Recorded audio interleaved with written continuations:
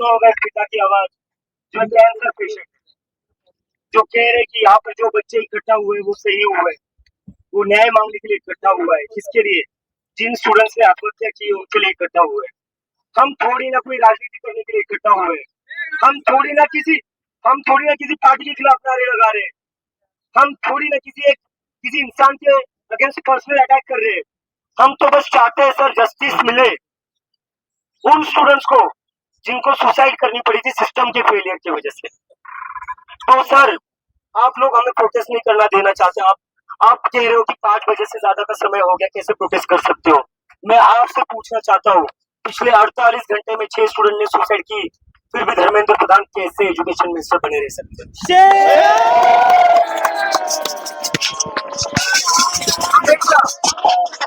हमेशा इस देश के नागरिकों को, जो आम दबा कुचला नागरिक है, सारे कानून उसके लिए, और मान लेंगे हम कानून सर। मैं अभी भी कह रहा हूँ, जंतर मंतर में दूसरी कोई प्रोटेस्ट साइट दे दीजिए, मैं वहां चला जाऊंगा, वहां बैठूंगा। लेकिन मुझे बताइए, धर्मेंद्र प्रधान कैसे अपनी कुर्सी पर बने हुए हैं? 12 स्टूडेंट्स की सुसाइड के बाद सारे नियम कानून हम लोगों के लिए है क्या? ये मंत्री लोगों के लिए कोई नियम कानून नहीं है?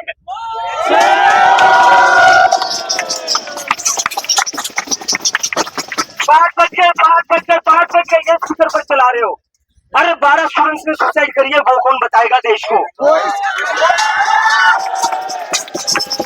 अभी आपने यहाँ चेतावनी लगा दी, आपके प्रोटेस्ट का समय समाप्त हुआ। चेतावनी और एक लगा दीजिए धर्मेंद्र प्रधान के लिए कि 12 स्टूडेंट ने सुसाइड कर ली, आपका मिनिस्ट्री का समय समाप्त हुआ।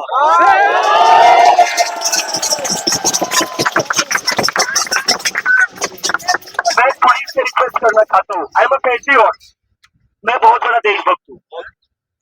गांधी और अंबेडकर मेरे आदर्श है, वो मेरे हीरो है। मैं कोई लॉ नहीं तोड़ूंगा, और जो लॉ तोड़ेगा उसको मैं अपने साथ नहीं रखूंगा। बहुत बढ़िया।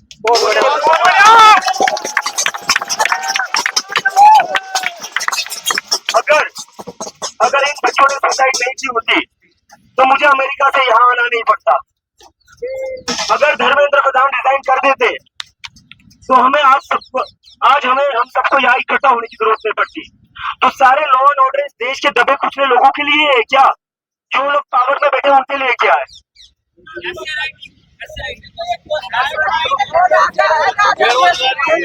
थर्ड स्टेज कैंसर का पिता कह रहे हैं हम जो कर रहे हैं वो सही कह रहे हैं। शांत हो जाओ। क्योंकि उनके बेटे ने नीट की एग्जाम दी है। बहुत सारे पुलिस वाले जिनके बेटे सीबीएसई और नीट की एग्जाम दे चुके हैं, वो भी सेम पेन फील करते हैं। आज यूनिफॉर्म में इसलिए बोल नहीं पा रहे हैं, लेकिन जब मुझसे पर्सनली मिलते हैं ना, मुझे बोलते हैं सर हम खुलकर नहीं बोल सकते, लेकिन आप सही कर रहे हो, हम आपके साथ हैं अंदर से, बस बाहर। बहुत बढ़िया।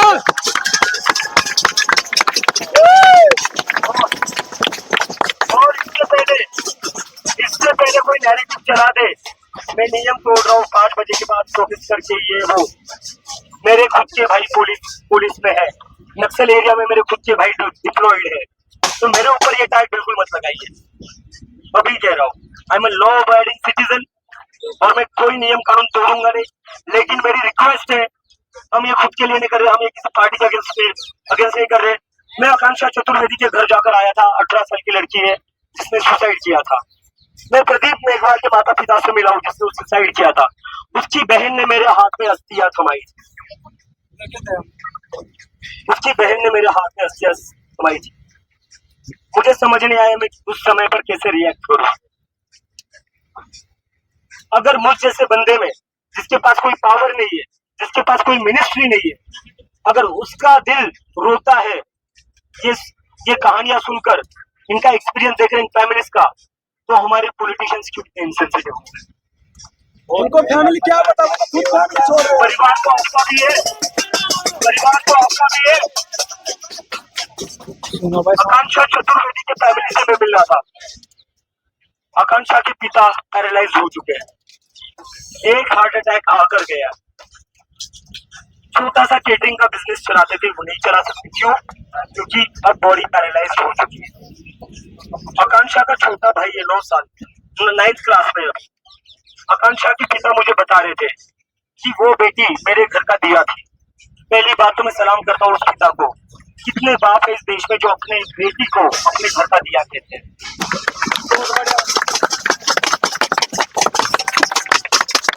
आकांक्षा के पिता ने कहा मेरी बेटी मेरा घर का दिया थी, कल को वो डॉक्टर बन जाती तो वो घर चलाती, अपने छोटे भाई को पढ़ाती।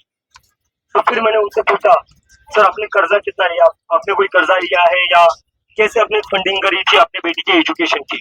तो उन्होंने कहा उन्होंने उधार लिया था कुछ दोस्तों से और एक बीघा जमीन बेचनी पड़ी थी।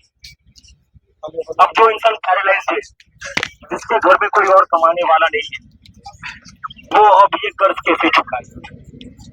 और जब मैंने उनसे पूछा क्या सरकार से किसी ने आपको कांटेक्ट किया, कोई हेल्प करी या हेल्प ऑफर करी, उन्होंने कहा ना एमएलए का कॉल आया है ना किसी मिनिस्टर का कॉल आया है। खास बात यह है कि बीजेपी के जो सीएम है देवेंद्र फडणवीस जो चीफ मिनिस्टर है, वो आकांक्षा के घर से बस 500 मीटर की दूरी पर रहते हैं, 500 मीटर की दूरी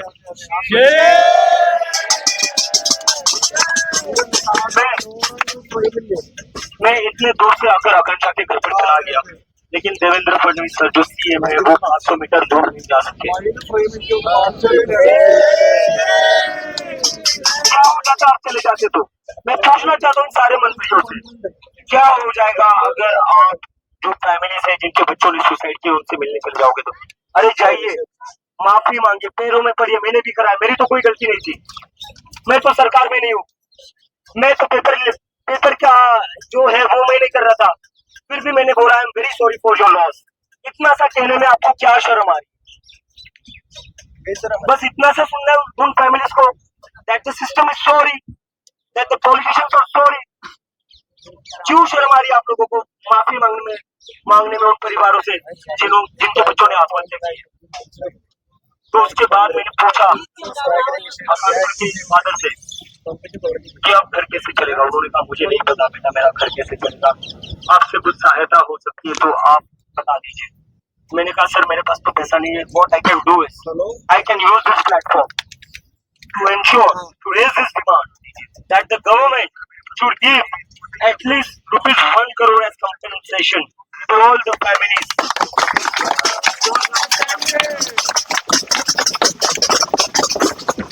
तो मेरी पुलिस से रिक्वेस्ट है, एटलीस्ट अभी जो अंकल आए थे उनकी स्टोरी सुनने के बाद, आकांक्षा और प्रदीप की स्टोरी में इसलिए नहीं सुना रहा क्योंकि मुझे खुद के बारे में अच्छा बोलना है, मैं इसलिए सुना रहा हूँ आप लोगों को ताकि आप लोगों को भी पता चले ये फैमिली किस ट्रेजेडी से गुजरी। आज अगर हम इन फैमिलीज के साथ खड़े नहीं रहेंगे तो ये परिवार सड़कों पर आ जाएंगे।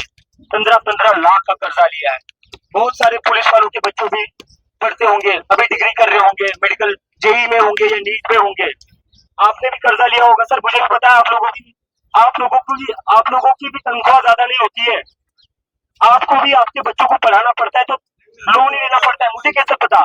मेरे खुद के रिश्तेदार बहुत सारे पुलिस में, वो बताते 20-25 हजार की नौकरी में कुछ नहीं होता, तो बच्चों को पढ़ाने के लिए आप लोगों को भी कर्जे लेने पड़ते हैं। तो बस एक बार आकांक्षा के परिवार में, प्रदीप मेघवाल के परिवार में, ऋतिक के परिवार में अपने आप के परिवार को देखिए और प्लीज हमें प्रोटेस्ट करने दीजिए। अगर जंतर मंतर नहीं तो कोई और वेन्यू दे दीजिए, हमें बस न्याय चाहिए। आप हमें न्याय दे दीजिए इन स्टूडेंट्स के लिए, हमें और कुछ नहीं चाहिए। हम पॉलिटिक्स करने नहीं आए, हम यहाँ पे इलेक्शन कैंपेन कर रहे हैं।